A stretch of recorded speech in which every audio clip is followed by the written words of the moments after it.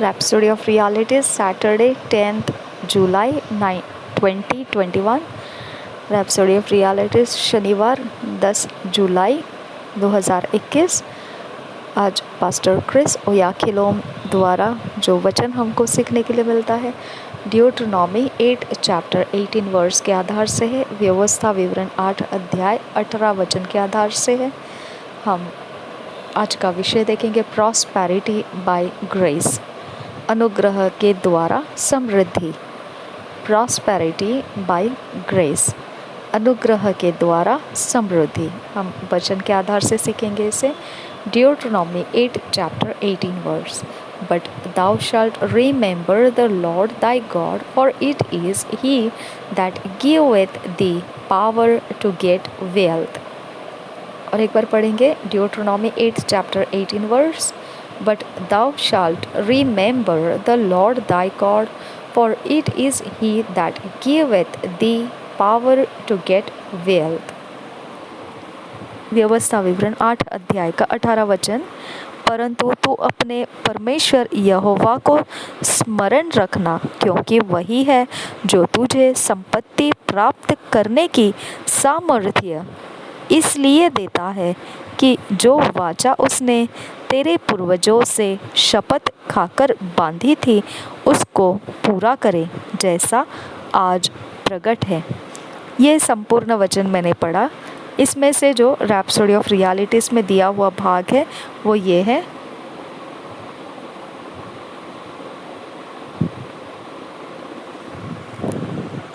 परंतु तू अपने परमेश्वर यहोवा को स्मरण रखना, क्योंकि वही है जो तुझे संपत्ति प्राप्त करने की सामर्थ्य इसलिए देता है। इतना ही भाग लिया गया है आज रैप्सोडी ऑफ रियलिटीज़ में ये वचन के अंदर से। परंतु तू अपने व्यवस्था विवरण 8 अध्याय का 18 वचन का ये भाग है। परंतु तू अपने परमेश्वर यहोवा को स्मरण रखना, क्योंकि वही है जो तुझे संपत्ति प्राप्त करने की सामर्थ्य इसलिए देता है। Prosperity has nothing to do with how hard you fast and pray. It's the Lord's doing. समृद्धि, संपत्ति को प्राप्त करना ये आपके बहुत मेहनत किया हुआ उपवास और प्रार्थना का कोई संबंध नहीं रखता है। यह प्रभु से काम किया गया हुआ बात रहता है। God is the one who prospers you. परमेश्वर वो एक है जो आपको समृद्ध बनाता है। He delights in your prosperity. Psalms 35 chapter 27 verse.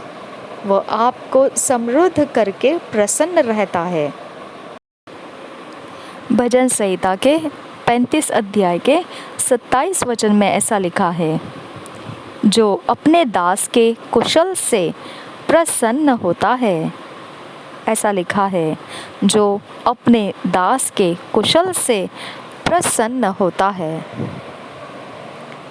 You don't have to wonder whether or not God wants you to prosper. आपको ये बात सोचते हुए आप आश्चर्य करते हुए नहीं बैठना है, क्या परमेश्वर मुझे समृद्ध होता हुआ देखना चाहता है या नहीं। ये बात सोचते हुए आपको अचंभित रहते हुए नहीं रहना है।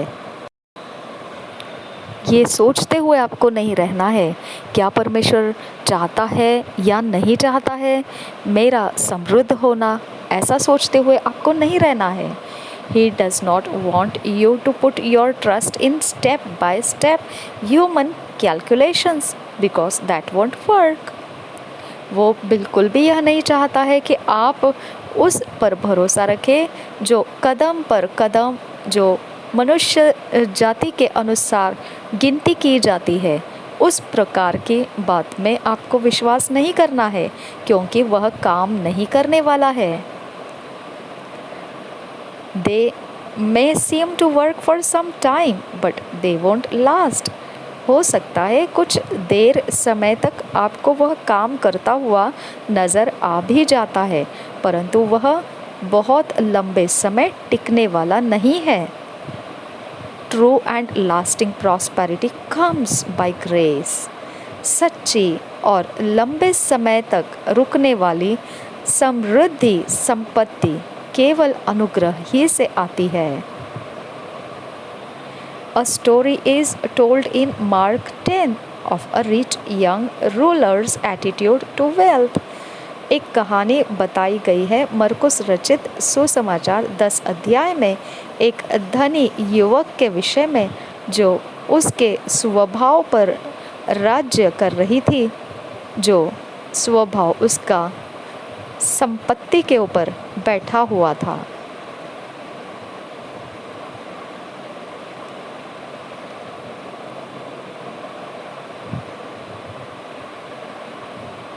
He wanted to know what he must do to inherit eternal life.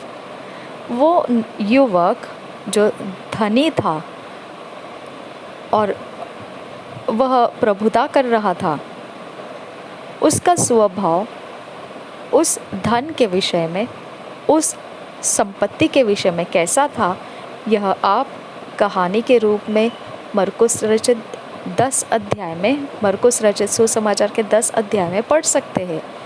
वह ये जानना तो चाहता था कि उसने क्या करना चाहिए अगर अनंत काल का जीवन उसको विरासत में चाहिए तो। Jesus told him to obey all the commandments, but he said, Master, all this have I observed from my youth.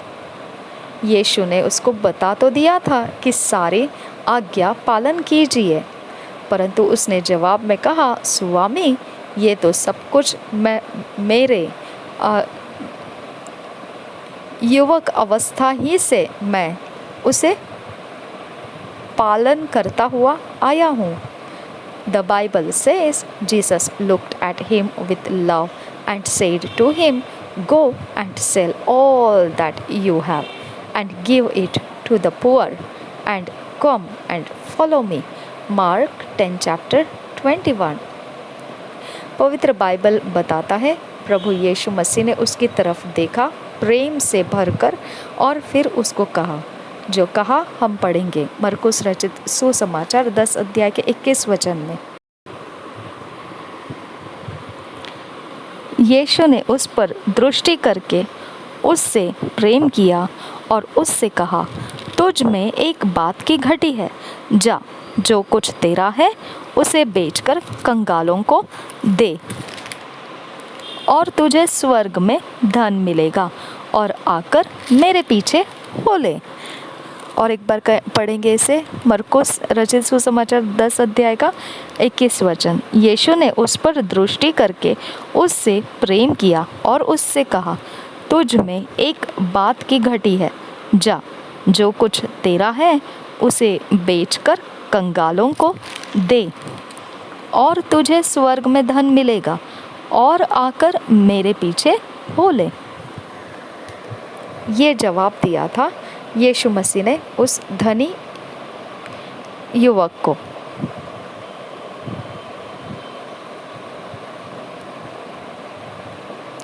At that, the rich young ruler went away sad. और उस जवाब के आधार पर वह धनी युवक जो था वह अपने मार्ग से निराश होकर दुख करता हुआ चला गया। He was tied to his possessions, for the Bible says he had great possessions, or as someone rightly put it, his great possessions had him. वह अपने सारी चीज़ों से बंधा हुआ था, जो कुछ भी उसकी थी उन सारी चीज़ों से वह बंधा हुआ था, क्योंकि पवित्र बाइबल यह बताता है उसके पास बड़ा धन संपत्ति रहा करता था। या फिर ऐसा कोई सही तरह से उस बात को रख सकता है बोलने में कि वो सारी धन संपत्ति, बढ़िया धन संपत्ति उसको लिए हुए थी। ऐसे आप बोल सकते हैं, सही तरह से अगर बोलना है उसके विषय में तो वो बढ़िया धन संपत्ति उसको लिए हुए थी। Jesus then looked round about and said to his disciples, How hardly shall they that have riches enter into the kingdom of God? Mark 10:23। फिर यीशु ने अपने इर्द गिर्द में देखा और फिर उसके चेलों से कहा, जो 10 अध्याय के 23 वचन में पढ़ सकते हैं। मरकुस रचित सुसमाचार 10 अध्याय का 23 वचन। यीशु ने चारों ओर देखकर अपने चेलों से कहा, धनवानों का परमेश्वर के राज्य में प्रवेश करना कैसा कठिन है। और एक बार यीशु ने चारों ओर देखकर अपने चेलों से कहा, धनवानों का परमेश्वर के राज्य में प्रवेश करना कैसा कठिन है। Jesus was letting them understand that salvation was not going to be by their money or great possessions, but by the Spirit of God. प्रभु यीशु मसीह उनको ये समझ में आने के लिए दे रहा था कि उद्धार ऐसा नहीं हो सकता है जो उनके धन संपत्ति से होता है या फिर उनकी बढ़िया, उनके अधीन रखी हुई चीज़ों से होता है। ऐसा उद्धार नहीं होता है। उद्धार होता है तो सिर्फ परमेश्वर के आत्मा के द्वारा होता है। Jesus wanted the rich young man to put his trust not in his wealth but in God, the giver of wealth.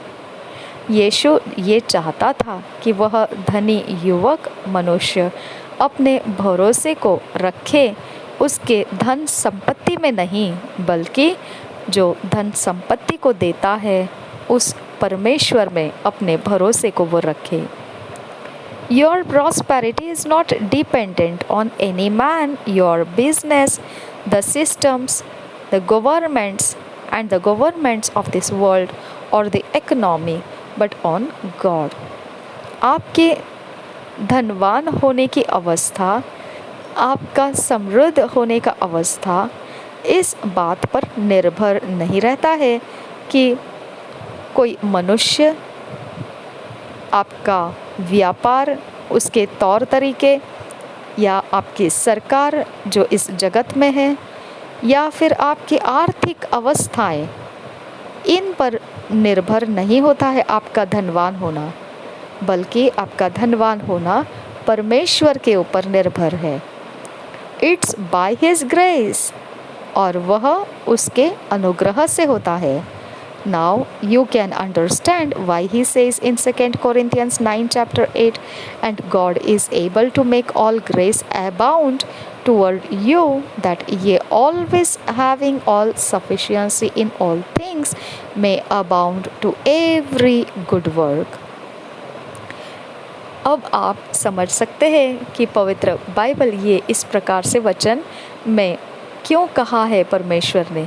दूसरे कुरिन्थियों के 9 अध्याय के 8 वचन में ऐसा क्यों कहा है परमेश्वर ने।